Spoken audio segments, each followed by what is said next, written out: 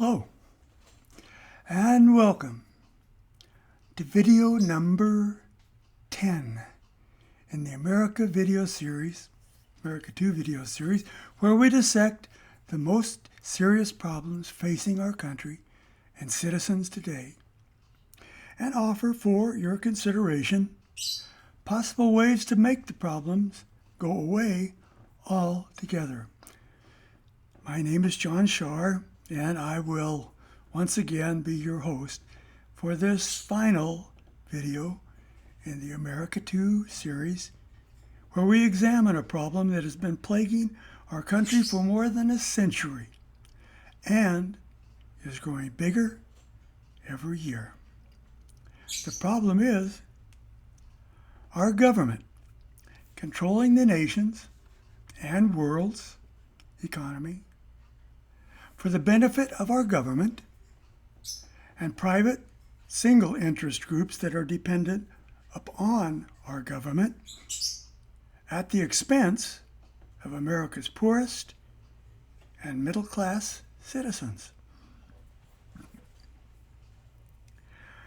Our government has a fixation with preserving the status quo, no matter what, even when the status quo is obviously wrong and needs changing. This bad habit is reinforced by politicians at all levels who benefit from keeping things like they already are. And it contributes greatly towards government's mishandling of our economy on purpose. First, some background and status quo examples. Every member of the House of Representatives, Senate, executive branch, and courts believe that our present Constitution is untouchable and unchangeable when it comes to making things better for the citizens, if doing so would require sharing any of the politicians' present decision-making powers with the citizens. Some long-needed amendments to our Constitution, obvious to the great majority of citizens for more than a century, are carefully sidestepped by our elected representatives year after year and decade after decade. What this seems to demonstrate is that our public servants are, for the most part, sloppy and lazy and tend to follow the path of least resistance and the path that greases the wheels the most for their next political campaign. Constitutional housekeeping is part of their job. And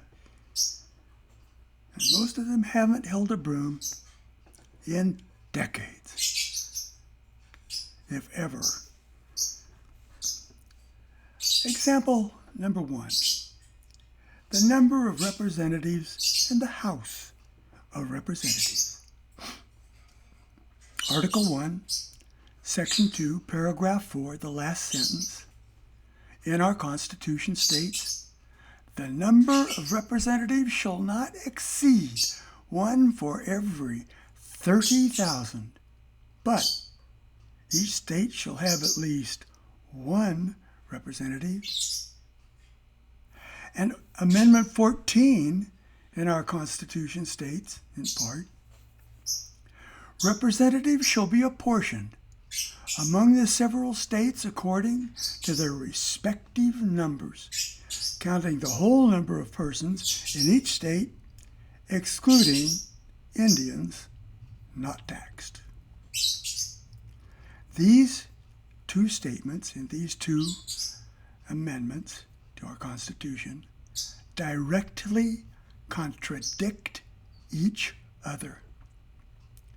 Currently, the politicians start with the assumption that the total number of representatives in the House of Representatives is limited to 435 members. Now, this is a pretty firm number, because adding more would probably mean having to build a bigger Capitol. If the original statement saying that each representative could only represent a maximum of 30,000 citizens, the House would have to be expanded to 330,222,422 citizens, the census population as of 1/1/2020 for the country as a whole, divided by 30,000 maximum citizens per representative, or 11,008 seats. That's more than 25 times as many seats as now. The population is calculated state by state, and each state's population is divided by the census enumerated population of the country as a whole.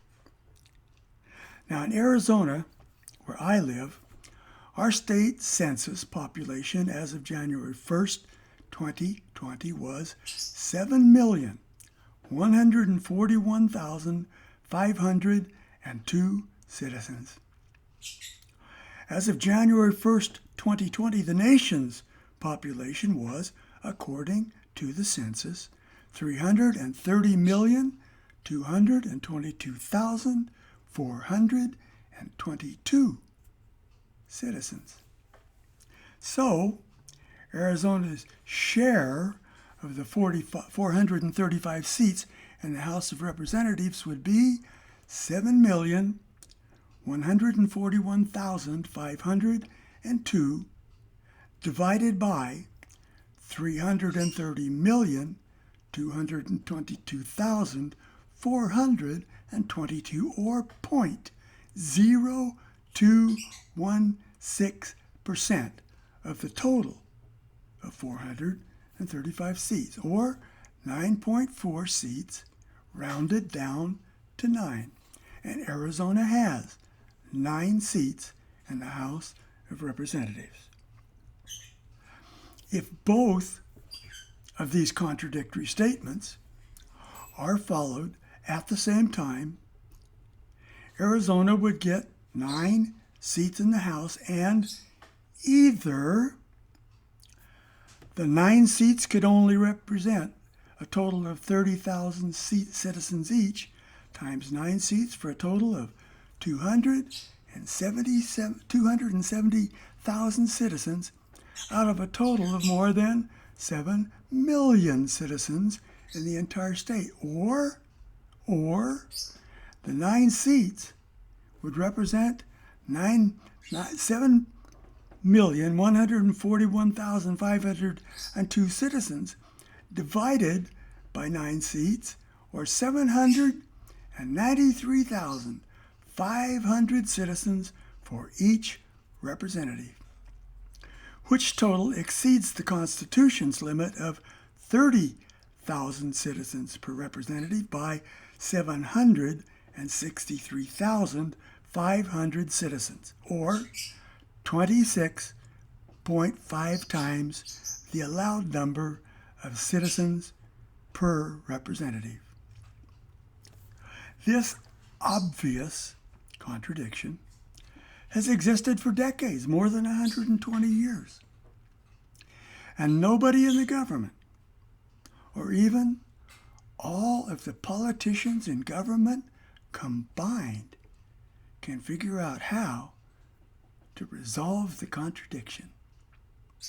So, which is it? Both are the law of the land right now, and they directly contradict each other. Shouldn't someone or some committee of non-politicians be able to figure this out? Article 1 refers to the maximum number of citizens any single politician can represent, 30,000, which may be a logical number. The 14th Amendment refers to how many House seats each state shall have. These two contradictory clauses, embedded in our Constitution, aren't even talking about the same thing, but the politicians, with the courts backing them up, have decreed that they are somehow the same thing, and no attempt is ever made to resolve the contradiction. Example number two. Keeping the Electoral College in place. The Electoral College was written into the Constitution in 1788 for one reason, and one reason only. The reason was to bribe actually, 5 southern states with below average voter populations to ratify the Constitution. Without the ratifying votes of at least 4 of those 5 states, we wouldn't have a Constitution and quite possibly wouldn't have a country either. At the time, England, Spain, and France all had plans to promptly move back into America if, for some reason, whatever reason, we could not band together as one nation and provide a unified front against any of them, or possibly all of them together. Our founding fathers decided to go with the lesser of evils and get at least 4 of the 5 holdout states to vote for ratification of our Constitution. Time has proven them right in doing this. In less than half a century after we won the war against England for independence, all 3 of these countries, England, France, and Spain, tried to stake claims in America. They met a unified American front and got run out of America a second time. After that, the European countries that were still hoping America would fail mostly had to lick their wounds and be content with what they had in Europe. So, in 1788, the Electoral College was really, at the time, it was written into our Constitution just intended as a temporary workaround for tricking 5 southern states who had delusions of grandeur into joining the Union. By 1854, following the defeat of the English in the War of 1812 and the defeat of the Spanish following the Battle of the Alamo and the Louisiana Purchase and Gadsden Purchases involving France and Spain, the Electoral College had served its purpose. All of the north, south, east, west claims had been staked out in continental America, and European nations were no longer a threat. The Civil War would erupt in 1861, but the Electoral College was no longer needed. The Founding Fathers possibly assumed that once the Electoral College had served its purpose, those coming after them would take it back out and return the selection of the country's leader directly over to the citizens. But the Electoral College turned out to be a boon to a few state politicians. The state politicians felt having an electoral college would still give them some additional political leverage every 4 years, as well as being a place to park a few party politicians at a salary. So they've been working diligently and successfully so far to keep it in place. And 237 years after the Constitution became the law of the land, American citizens are still not able to directly elect the president of their country. And there are other examples we could touch on, like there are no built-in penalties for disobeying or ignoring the Constitution, except treason. The politicians left it up to the courts to define and parse out constitutionally related punishments for every branch of government, except, of course, the courts. This is not some irrelevant misdemeanor set of laws. It's our Constitution, for Christ's sakes. The government could establish a special court to hear matters involving constitutional violation. That, of course, was the original reason for creating a Supreme Court.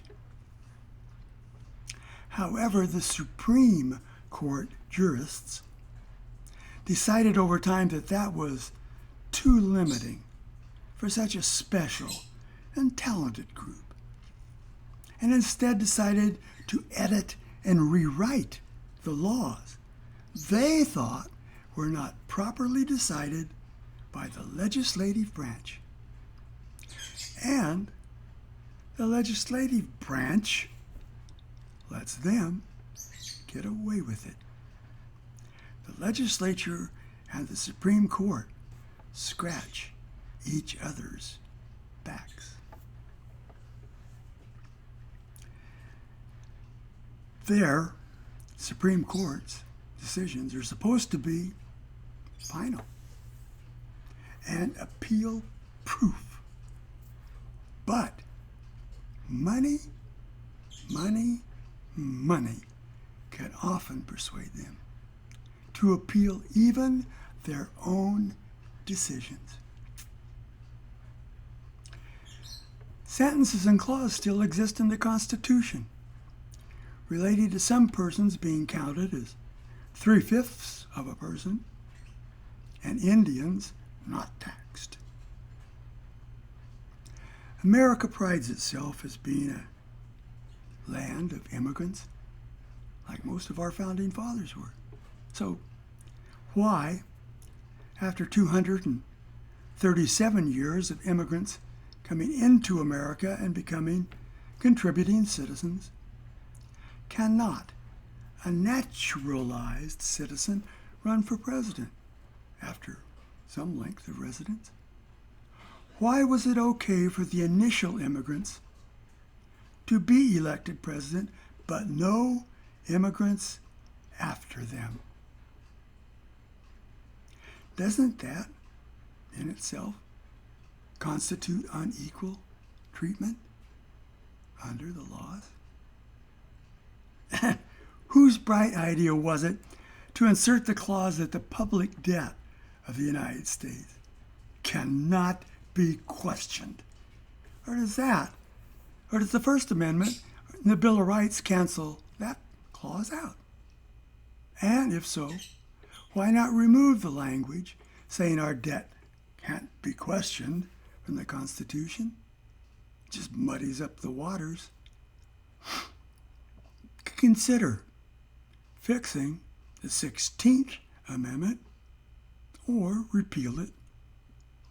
either put in a fixed limit in the 16th Amendment, taxes to be an equal percent for all, or make an amendment to the Constitution required to change those limits, not just the votes of 237 self-serving professional politicians, or just repeal the 16th Amendment and start over with the new and simple tax code and stipulate that all the tax money spending must be apportioned among the people that paid the taxes proportionate to their contributions, unless the citizens agreed to otherwise on a case-by-case basis. A majority of citizens, a large majority, a very large majority of citizens have been begging their representatives in every house of government to provide equal for all public financing for all candidates in all federal elections. This one is a no-brainer. If Congress can't get this one done, what are they there for anyway? Making salaries and remuneration of all kinds for elected officials subject to citizen review and ratification before any changes are made to the elected officials' pay or benefits. These are all updates and changes to our Constitution that have been needed for multiple decades, some for over 100 years. A sizable majority of all citizens already agree if our public servants and the House and the Senate are in fact the servants of the people that they tell us they are. Why haven't all of these things already been done? But I have digressed again, haven't I?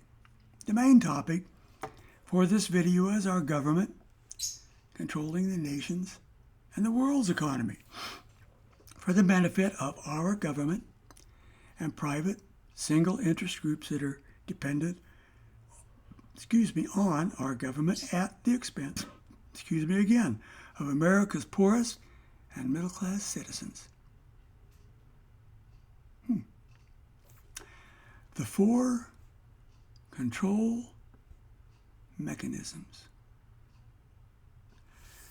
Government has essentially 4 control mechanisms that they can bring to bear to control every aspect of not only the economy of the United States, but the economies of most other countries in the world as well.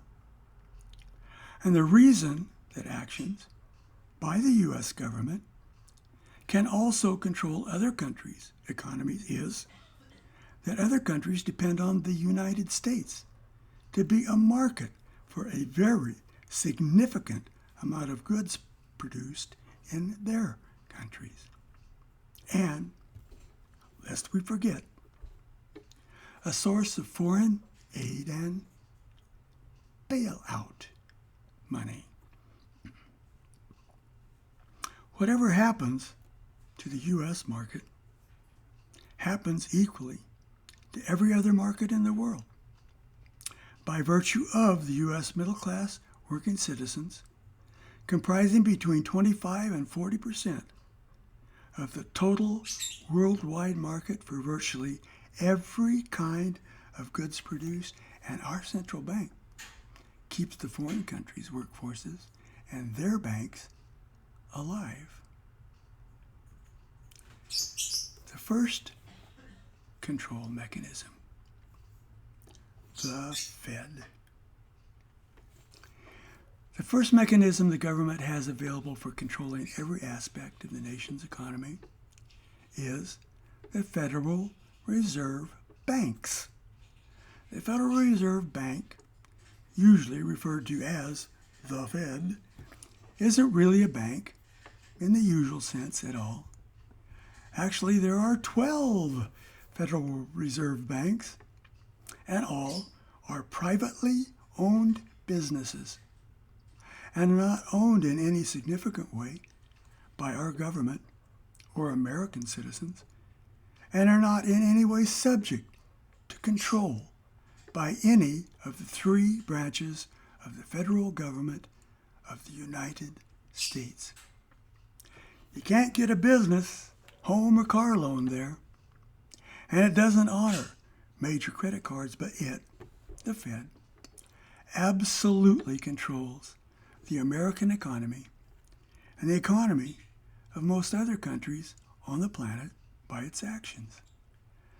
The Fed directs the creation of new dollars by the Treasury, both paper and electronic, and getting them into circulation so that the government can borrow them back and use them to pay off debts that have been rung up, for which taxes by themselves were insufficient to cover.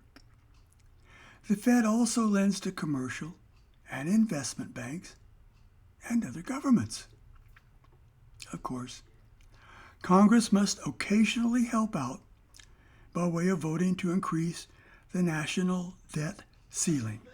But Congress can always be counted on to do that out of self-interest.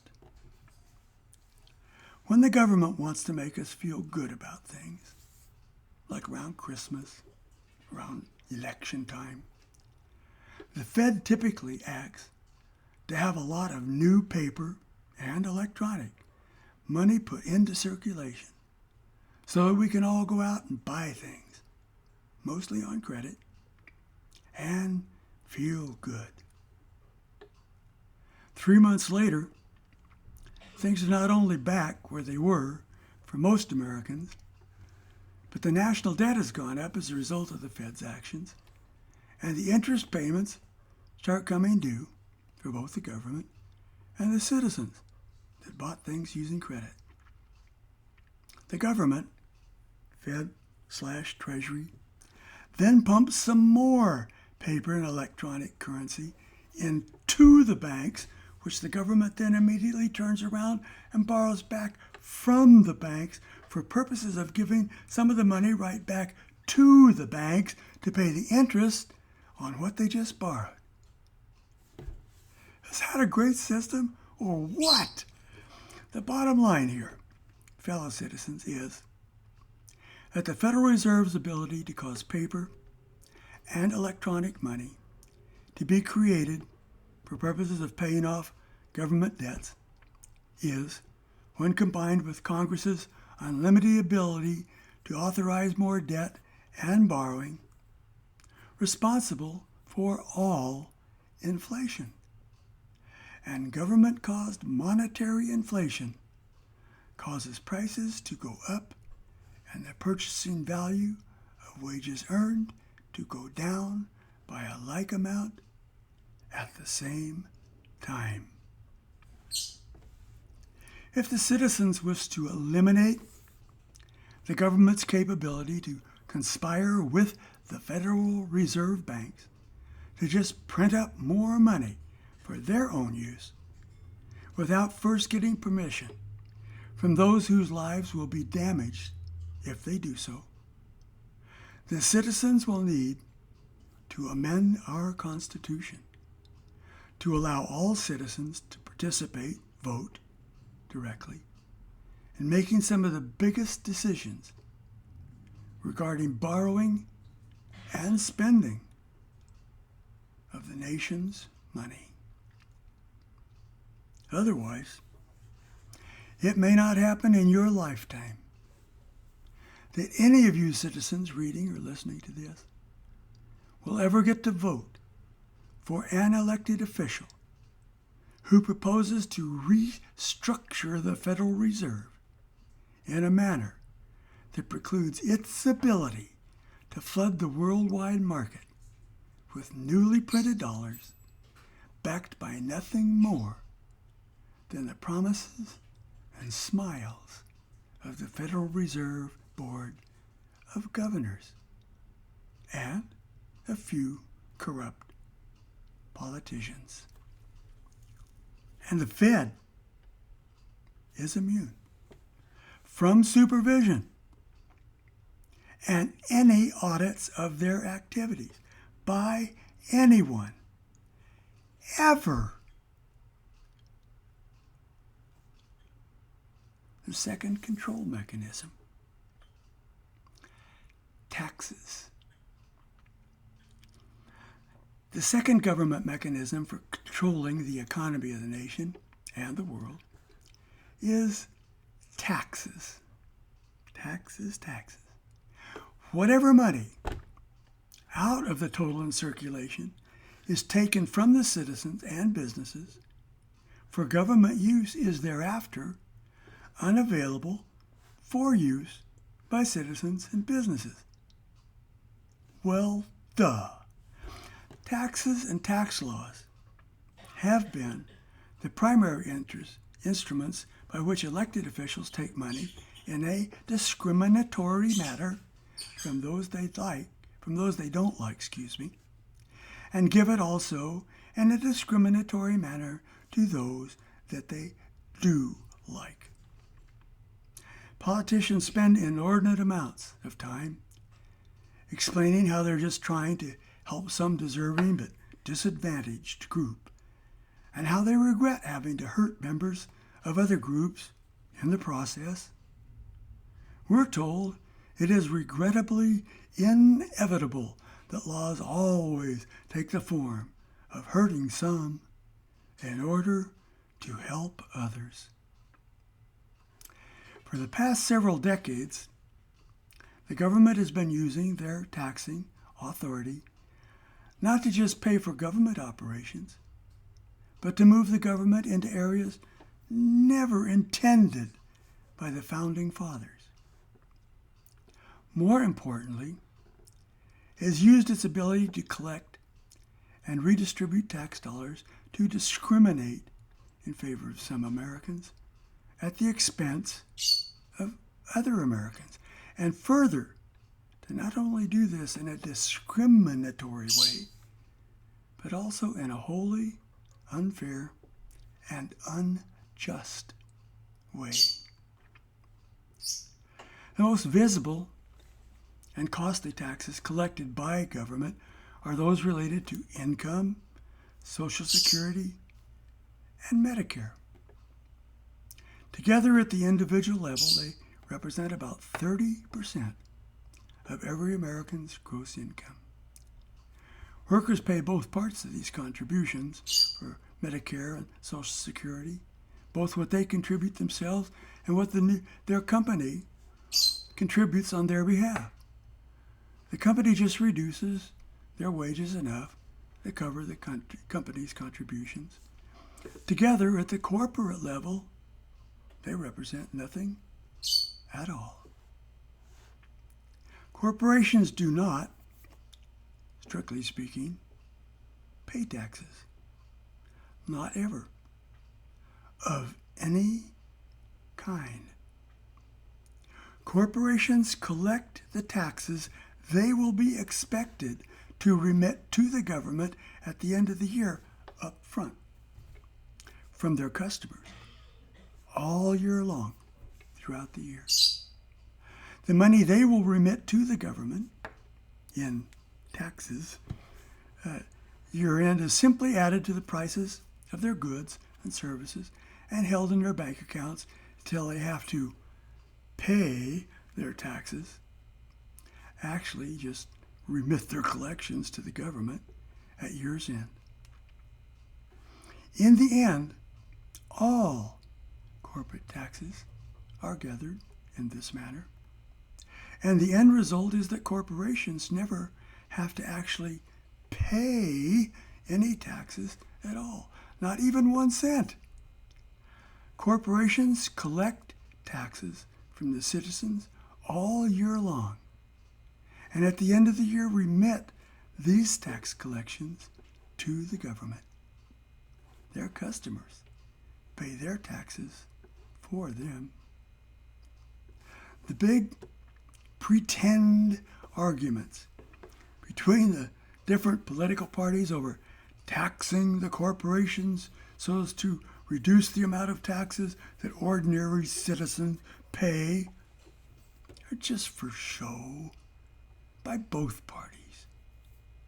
The professional politicians all know that if they raise taxes on corporate profits, the end result will be, in essence, just increasing taxes being paid by the ordinary citizens.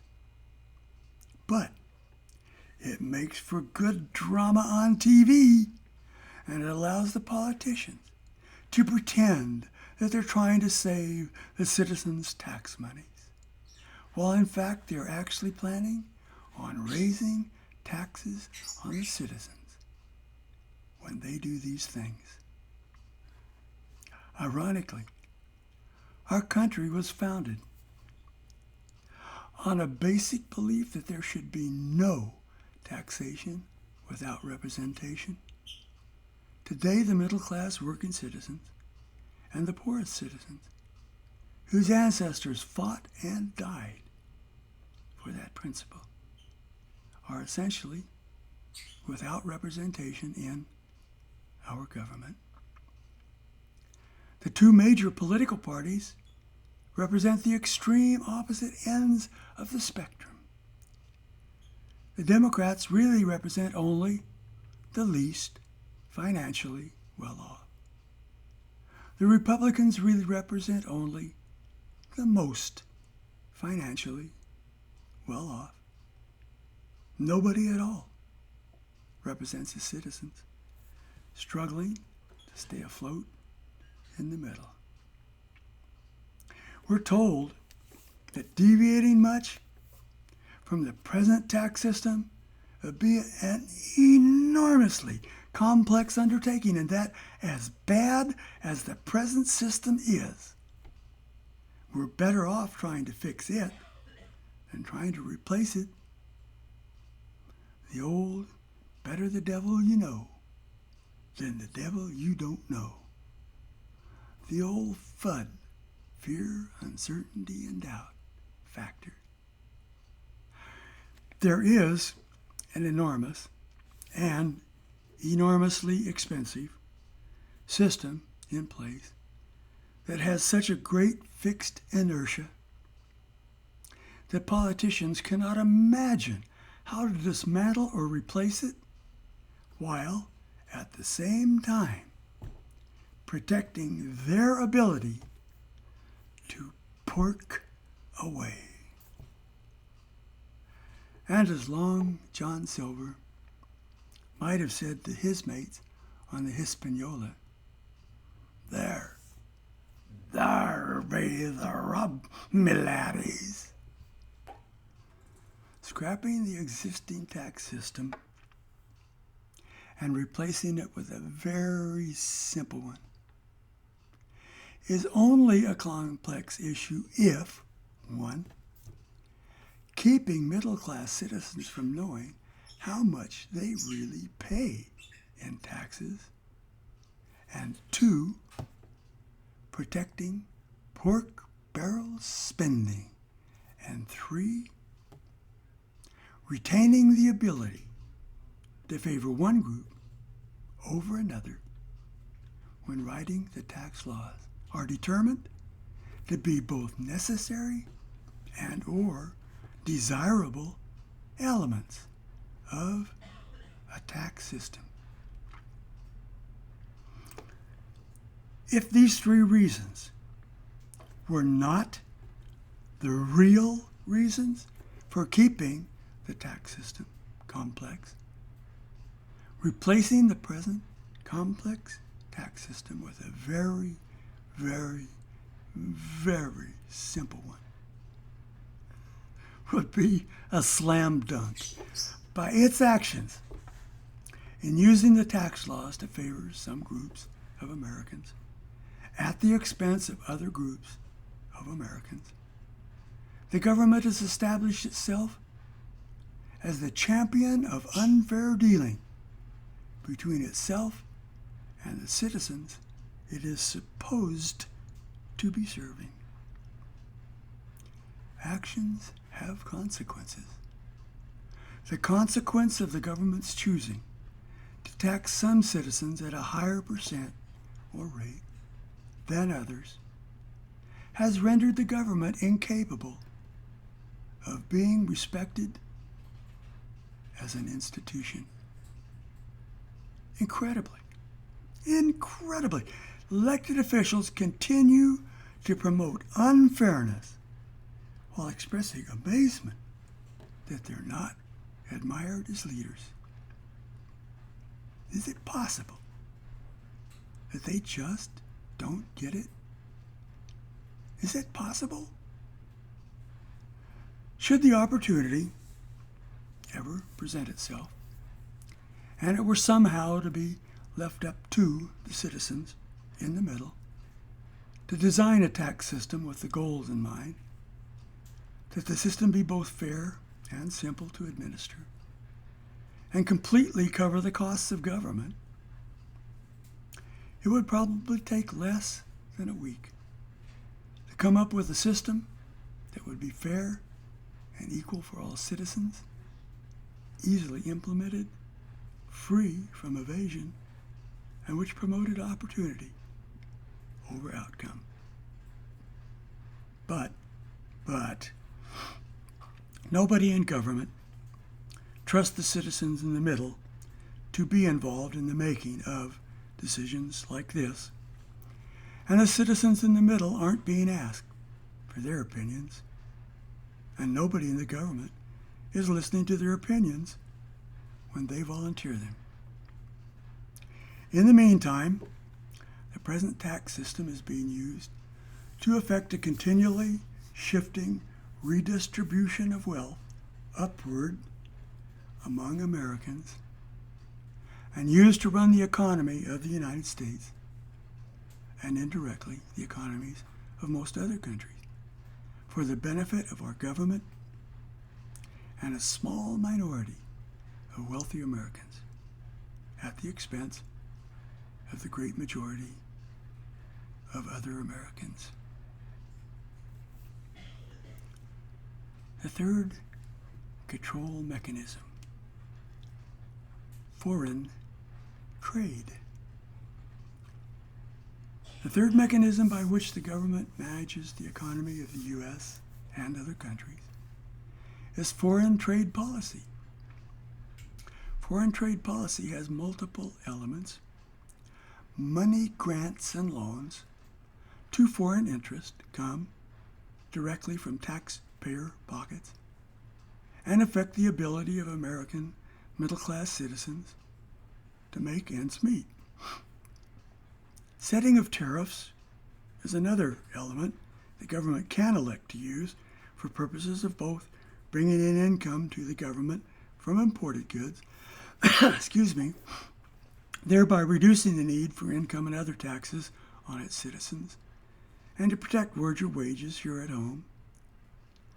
In recent history, the government's actions in the way of foreign trade have been very, very costly to American middle-class workers, especially those employed in production-type jobs. Since the end of World War II, the United States government has given away untold hundreds of billions of dollars to governments of other countries. The cumulative number of dollars given to other countries since World War II is in the hundreds of billions, maybe more than that. At this point in time, nobody even knows how much has been given away. Part of the reason for the lack of knowledge is sleight of hand bookkeeping by the government. Oh my goodness, imagine that. Money given to foreign countries is mostly funneled through a loan process, which obligates the receiving country to agree to pay back the money plus interest by a certain point in time. Loaned amounts are not considered expenses to to the government, but instead are put on the government's books as assets. And an asset is something of value to the holder. A gold bar, or a paid-for automobile, or a paid-for home would be examples of an asset. If the money given to foreign governments by way of foreign aid loans was actually treated as a loan, the U.S. Treasury could expect the money to come back, plus interest, on time. Also, if the foreign aid loan was indeed an asset of the government, it would have value. And it could be sold like any other asset, a plot of land or whatever. Most of you citizens who are homeowners have probably seen your home loan sold from time to time. Periodically, holders of home mortgages need some extra money and may sell some of the loans, assets, held in their portfolio at a bit of a discount to another lender to get some needed operating cash. Well, when this happens, you get a notice through the mail that the loan for which your home is the collateral has been sold to another lender, and you're provided with a new address to send your home mortgage payments to.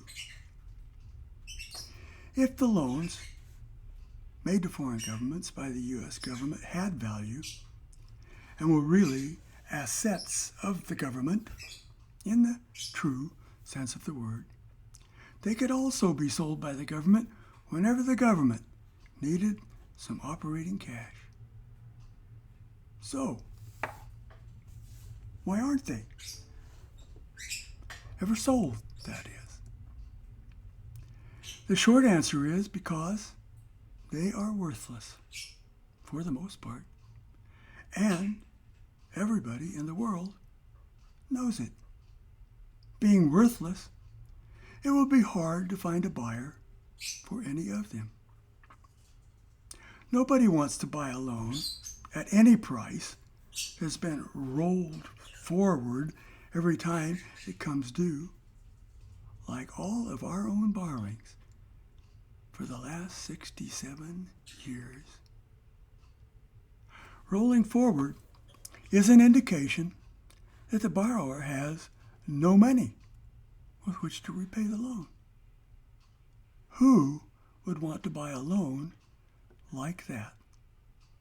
Well, since World War II, starting with the Marshall Plan, the United States has annually given hundreds of billions of dollars away to other governments using the above described loan process. In the very great majority of instances, the loans remain unpaid, many for decades, and some have been quietly written off entirely. Often written off entirely when the loans have gone to governments that were known at the time to be highly corrupt. In fact, sometimes the reason for the loans was to purposely help the corrupt governments to become even more corrupt when the government could be induced through corruption to serve U.S. interests. Our history is replete with foreign aid loans being made to corrupt governments and a percentage of the loaned monies later appearing in the Swiss or other offshore bank accounts of the leaders of the corrupt governments the money was given away to. The Shah of Iran, the President of Iraq, the President of Nicaragua, the President of Mexico, the President of the Philippines, the President of South Vietnam, the President of Israel, the president of Libya, the president of Turkey, the president of Russia. The list goes on and on and on and on. Most of these loans to foreign governments, still shown on the U.S. government's books as assets of value. Does any citizen reading or listening to this really believe that loans like those noted here will ever be repaid? The U.S. government has in the past and recently often made loans like these even when the U.S. Treasury was flat broke and we didn't even have enough money to cover the operating expenses of our own government. This is accomplished through, again, inflating the currency, creating more dollars, forcing banks to take them in as reserves, and then borrowing them back from the banks to loan to another country.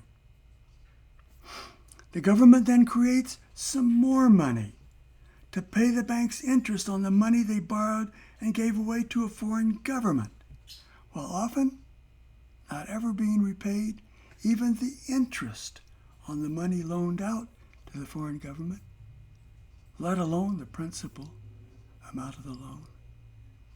Is that another great policy, or what? The fourth control mechanism, trade unions. The fourth mechanism that the government uses to maintain control over the nations and, as a result, the world's economy, is controlling the outcome of labor management disputes here at home. Prior to the beginning of the 20th century, management was not restrained from mistreating workers and frequently did just that. Due to high levels of immigration, there was a significant out-of-balance condition that existed between how many people there were seeking work and how many jobs there were that needed filling. Supply and demand thus worked to drive labor costs down to rock bottom and provided an environment wherein workers would tolerate tremendous abuse in order to just keep their jobs. Getting a sense of deja vu here? Union movements acted to draw attention to the plight of the common workers, and strikes were an effective tool for getting management to concede some points to labor. When population growth outstrips the ability of the marketplace to fairly decide things like wages and benefits, the management side will always prevail, unless a way can be found artificially to restore the balance. Unions provided, or used to provide, that balancing mechanism. The power of the unions was relatively short-lived. Lived, yes. Corruption within the governments tainted them in the eyes of both union and non-union members. Unions also began to abuse their new powers to an extent that most Americans couldn't support. Union leaders succumbed to corruption at the expense of their own members. Union leaders set up Swiss bank accounts and awarded contracts to friends who kicked back part of the proceeds from doing the work. Union leaders enriched themselves from the pension funds that all members were obligated to contribute into. And union leaders then hired goons to punish detractors and to continue to enforce their will on their own members whenever a member got out of line or complained about the abuses on the part of the union leaders. By mid-1970, multinational businesses had begun to respond to union demands by moving part of their operations to other countries with our government's blessing. The primary reason for doing this remained tax benefits, since labor was still a relatively less significant factor in profits than was taxes. However, once a business moved part of its operation to another country to save taxes, it was a nice additional benefit to see raw labor costs go down, usually very slightly too, and not insignificantly, to be free from union abuses. In the early 1980s, a pseudo-government union-based operation involving air traffic controllers went out on strike for more benefits. Without getting into whether the strikers' demands were realistic or not, it will suffice to say here that the United States government moved to use the military to help scabs replacing striking workers report to work without fear of intimidation by striking workers, and then further acted to allow the firms being struck to give the striking workers' jobs away permanently to the replacement workers. Later, these temporary actions, which were originally meant to be used only in the instance of the air traffic controller strike, were enacted into U.S. labor law and legitimized for all occasions when workers in any industry elected to go out on strike without first getting permission from their government. These actions on the part of the government, allowing unlimited mergers, allowing permanent striker replacements, using the military to help replacement workers gain entry to businesses whose workers were on strike, when coupled with the government's endorsement of big businesses relocating to other countries without having to pay worker benefits like retirement or medical expenses or import duties or taxes on goods made elsewhere brought tax-free into the U.S. for purposes of being sold in the American market, effectively removed all of the institutional barriers that had ever previously existed, that allowed workers to have a say in the outcome of their employment, their standard of living, and in fact, the outcome of their lives. The government's about-face took less than 15 years total time to complete. The four control mechanisms effects.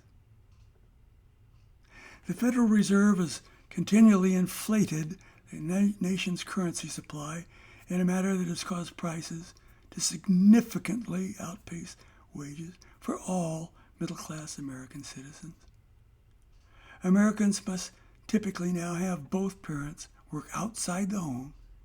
In order to have a standard of living, it used to only require one parent to work outside the home.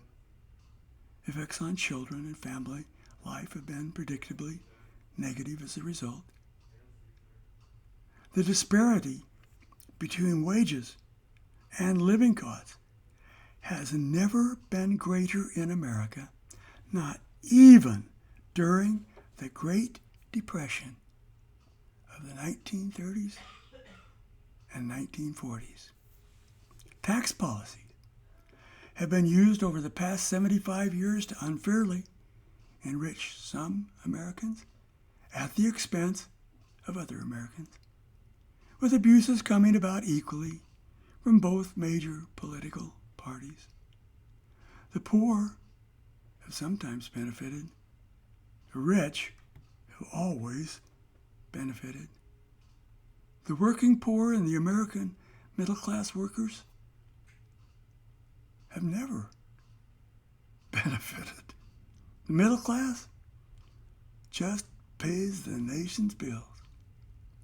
And foreign trade policies have been changed to provide multinational companies the capability to exploit workers of all countries with the blessings of their governments. And companies have not surprisingly moved quickly to take advantage of these changes for their benefit.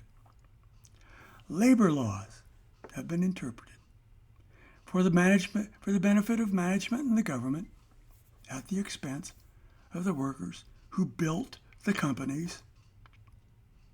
And all of the constitutional barriers that previously kept management from exploiting workers in the extreme have been removed by the U.S. government, and most American workers are now at the mercy of management, just as they were in 1890.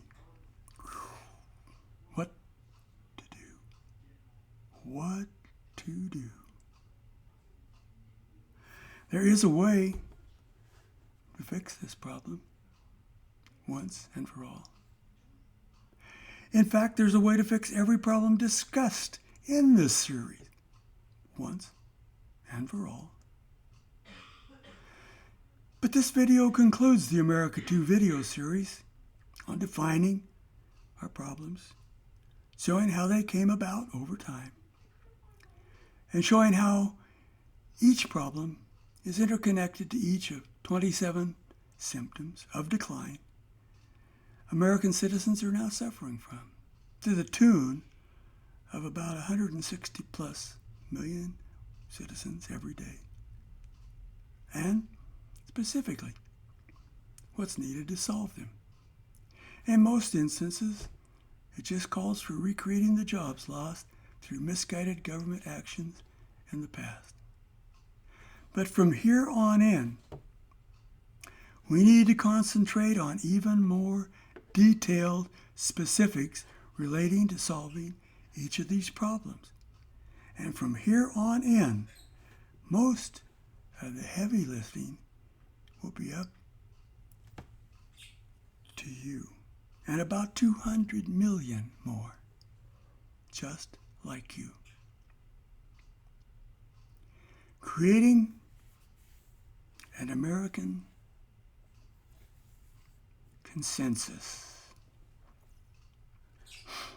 As you have, I hope, seen, the divisions in our society today derive from our being able to arrive at a consensus amongst ourselves relating to the problems infecting our society, and a lack of any way to communicate what the majority of citizens believe our politicians need to do to work on to solve them, including which problems are the most important to solve first, which problems can perhaps wait a bit longer to be solved. If we wish our public servants to do better than they have done in the past, and they damn sure need to, we citizens also need to do better and give them directions that are clear and backed by a majority of all the nation's citizens. If we do our part as citizens, and the politicians still do not do their part after that, we already have the tools to get rid of them and start over with others that do actually want to work the will of the majority of America's citizens. The starting point is define our problems accurately. And that requires reaching a consensus on what exactly the problems are that we most need to solve. This video series and the AmericaII.org website both have a path to an American Consensus app. It invites you and everyone else to share your views regarding which problems are most important, which symptoms of these problems need addressing first. For all the problems and symptoms listed, with everyone else in America, every representative in the House of Representatives, every senator in the Senate, every justice in every court in America, every member of the executive branch of our government, and if interested, every other person in every other country in the world. All at once. Many, if not most of those, reading or listening to these videos have thought to themselves at some point in time, "Oh, what can I do? I'm only one person." I think that an accurate answer to your question is one person can become two. Two can become four. Four can become 8. 8 can become 16. 16 can become 32. 32 can become 64, and so on. The exponential power of 2 can transform 2 into 268,435,456 in just 28 iterations, just by doubling each consecutive product. Conceivably, it could all happen in less than 30 days. Because of the confluence of two technologies that were not even a gleam in the eyes of our founding fathers. First, personal computers, cell phones, automation. 2, the internet. Citizens of every country now have the option of communicating with citizens in every other country, and also with everyone in their own governments, whatever their government's format might be. And because of this, especially here in America, citizens have opportunities never before afforded to any society on earth to work on a daily, weekly, monthly, and annual basis with all the representatives in their government to achieve the optimum mix of meeting the needs of the citizens, all of them, the commercial interests, the financial institutions, the scientific and educational institutions, and the constitutionally mandated agencies of government, with emphasis on meeting the needs of the citizens being the highest priority. The time has come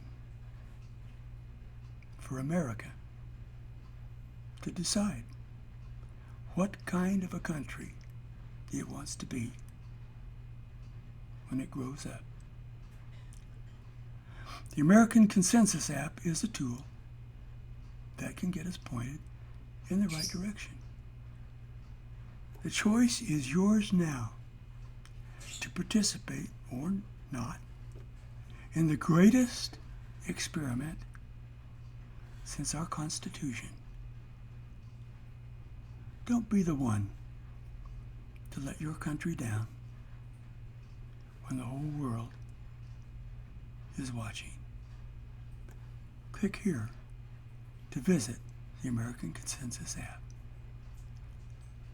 Now, this is Jack the Turtle, signing off, and thanking you for taking the time to listen to and view the AmericaII video series. And to thank you once again for caring about our country and wanting our country, America, and us to become all we can be together.